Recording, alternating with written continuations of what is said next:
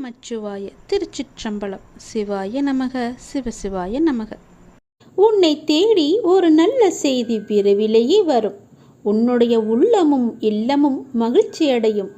இந்த அப்பாவின் வாக்கு தவறுவதே கிடையாது. ஐயனே, கண் திறந்து பாரப்பா. வாழ்வின் ஒவ்வொரு கணமும் உன்னையே நினைக்கின்றேன். என் கால்கள் உங்களுடன் நடக்க வந்தது. என் கண்கள் உன்னை காணவே கிடைத்தது.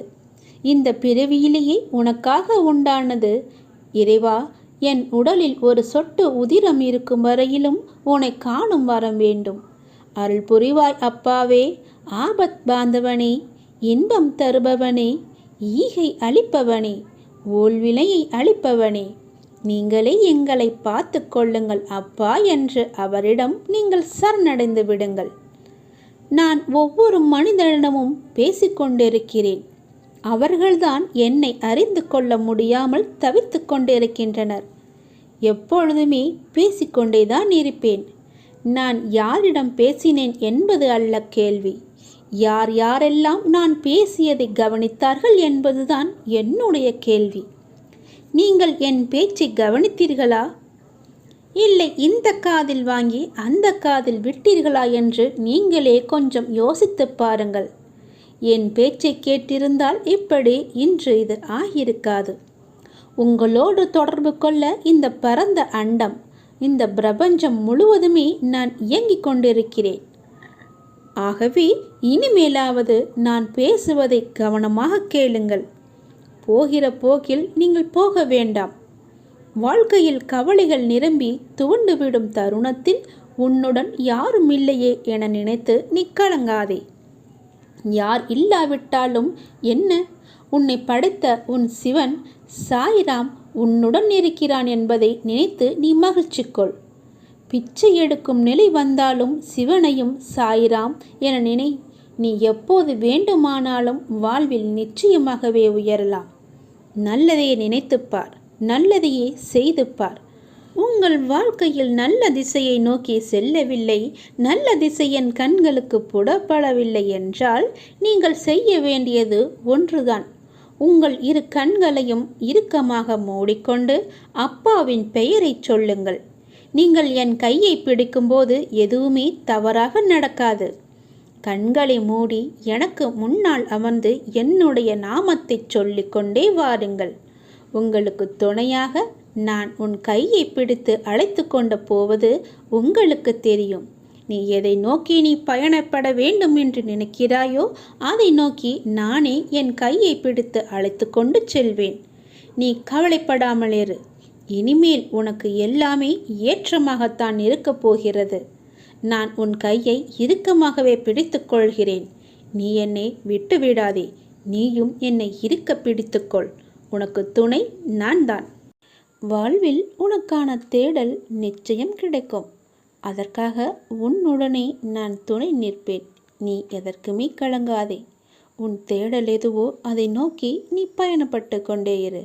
என் துணை நிச்சயமாக உனக்கு இருக்கும். உன் கண்ணில் வடியும் கண்ணீரை துடைக்க நானே வருவேன். நானே உனக்கு துணையாக இருப்பேன். நீங்கள் சற்று திரும்பி பாருங்கள். உங்களை கஷ்டப்படுத்திய நாட்கள் எல்லாம் கற்றுக் கொடுத்த நாட்கள் என்று உங்களுக்கே தெரிய வரும். அத்தகைய அனுபவங்களை சேகரித்து வையுங்கள். இனி வரும் நாட்களில் எச்சரிக்கையோடு செயல்பட அதுவே உங்களுக்கு உதவியாக இருக்கும். கவலைப்படுவதற்கு காரணங்களை தேடாமல் ஒவ்வொரு நிகழ்விலும் உள்ள யதார்த்தத்தை எண்ணி மகிழ்ச்சியாக இருக்க பழகி கொள்ளுங்கள். எந்த சூழ்நிலையிலும் முயற்சியை மட்டும் கைவிடாதீர்கள். விதியின் பயனில்லை என்றாலும் முயற்சியின் பலன் கட்டாயம் உண்டு. காலில் மிகச்சிறிய முள் குத்தி இருந்தால் கூட எவ்வாறு விரைவாக ஓட முடியாதோ அதே போல உங்கள் மனதில் சிறிய சிறிய பிரச்சனைகள் உங்கள் செயல்பாட்டு திறனை பாதித்தால் நீங்கள் பெரிய வாய்ப்புகளை உரிய தருணத்தில் சரியான முறையில் பயன்படுத்தி வெற்றி காண முடியாது. எனவே சிறு பிரச்சனைகளுக்கு முக்கியத்துவம் தராமல் அப்பிரச்சனைகளுக்கு உடனுக்குடன் தீர்வு கண்டு நமது மனதை மிகவும் அமைதியான முறையில் வைத்துக்கொள்வது நமக்கு விரைவிலேயே வெற்றியை ஈட்டி தரும். வாழ்க்கை முடிவற்ற சாத்தியங்கள் நிறைந்தது. நன்மைகளை அறுவடை செய்ய சரியான நேரத்தில் சரியானதை செய்யுங்கள். கடும் உழைப்பு என்பது ஒரு சந்தோஷம். அதை செய்து கொண்டே இருக்க வேண்டும். வெகு நிச்சயமாய் ஏதோ ஒரு கணத்தில் அந்த கிரீடத்தை தலையில் வைக்கும். அந்த கணம் யாருக்கும் கிரீடம் என்று தெரியாது. ஆனால் உழைப்பவர்களுக்கு கிரீடம் நிச்சயமாகவே உண்டு. ஒருபோதும் உழைப்பவர் தோற்று போக மாட்டார். உழைப்பவருக்கே உழைப்பின் அருமை தெரியும். ஆகவே உழைப்பதை ஒரு வைராக்கியமாக கொண்டு உழைத்து வெற்றி பெற்று நீங்கள் வாழுங்கள். இந்த அப்பாவின் துணை உங்களுக்கு எப்போதுமே இருக்கும். என் அனுக்கிரகத்தால் இந்த பிறவியில் என்னை நீ ஆராதித்து கொண்டிருக்கிறாய். அப்படி என்னை வணங்கும் அவகாசம் உனக்கு கிடைத்ததே ஒரு பெரிய யோகம். நீ இப்பிறவிக்கு சாட்சி. நான் உன் பூர்வ ஜென்மங்கள் அனைத்திற்குமே சாட்சியாக இருப்பேன். நீ எதை பற்றியுமே கவலைப்படாமல் உன்னுடைய இலக்கு எதுவோ அதை நோக்கி நீ பயணப்பட்டு கொண்டே இரு. உன் இலக்கில் எந்த ஒரு கெடுதலும் வராமல், எந்த ஒரு தடையும் வராமல் நான் பார்த்து கொள்கிறேன். இந்த உலகம் என்பது எல்லோருக்குமே சமம்தான். யாரும் இங்கே அனாதைகள் அல்ல. யாரும் இங்கே உற்றார் உணர்வுகள் இல்லாத தனியாக விடப்பட்ட நபர் அல்ல. எல்லோருக்குமே எல்லாமே இருக்கின்றது. யாரும் எதுவும் இல்லாமல் இங்கே இருக்கவில்லை. அவர்களுக்கு துணையாக நான் இருக்கிறேன். இந்த உலகத்தில் உயர்ந்தவர் தாழ்ந்தவர் என்று யாருமே கிடையாது. யாரும் ஏழையும் அல்ல, யாரும் பணக்காரரும் அல்ல. யாரும் உயர்ந்த ஜாதியும் அல்ல, யாரும் தாழ்ந்த ஜாதியும் அல்ல. யாரும் யாரை விடவும் உயர்ந்தவர் என்றோ தாழ்ந்தவர் என்றோ மதிப்பு மிக்கவர் என்றோ அறிவானவர் என்றோ அழகானவர் என்றோ உங்களையும் நீங்கள் மற்றவர்களையும் நினைக்க வேண்டாம். இந்த பூமியில் ஒவ்வொரு மனிதர்களுமே சிறப்புக்குரியவர்தான். அனைவருமே தத்தம் துறைகளில் சிறப்பானவர்களே. வெட்ட வெளியில் உச்சி வெயிலில் வியர்வை சிந்த நிலத்தில் உழைத்து களைப்பவர்கள் ஆணாக இருக்கட்டும் பெண்ணாக இருக்கட்டும், யாவருக்குமே எல்லோருக்குமே உள்ளதை போல் சுயமரியாதை, கோபம், வலி, மகிழ்ச்சி, பசி, உறக்கம், இழிச்சொல்லின் வலி, புறக்கணிப்பின் வலி போன்ற தனிமனித உணர்ச்சிகள் அத்தனையும் அனைவருக்குமே உண்டு. அவர்களும் மனிதர்கள்தான். உண்மையில் உயர்ந்தவர் தாழ்ந்தவர் என்று யாருமே இல்லை. சில வாய்ப்புகள்தான் யார் இந்த பொழுதில் அவசியமானவர் என்பதை நமக்கு புரிய வைக்கிறது.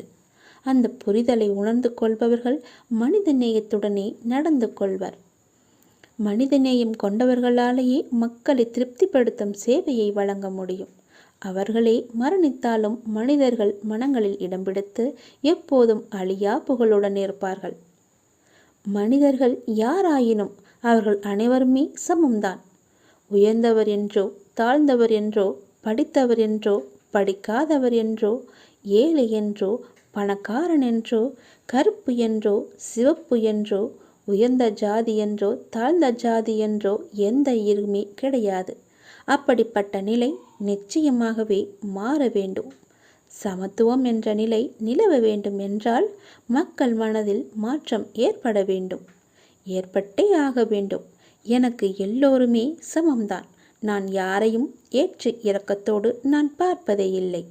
அது நம்மிடமிருந்தே தொடங்குவோம். இனி ஒரு உலகம் புதிதாக அமைப்போம். நிகரான மனிதர்களை மதிப்போம். நாமாக வாழ்வோம். முதலில் மனிதனாக வாழ்வோம். நான் யாரையும் ஏற்றம் இரக்கம் கொண்டு பார்க்காமல் அனைவரையும் சமமாகவே பார்க்கிறேன். எல்லோருமே என்னுடைய குழந்தைகள்தான். நீங்களும் அப்படியே பாருங்கள்.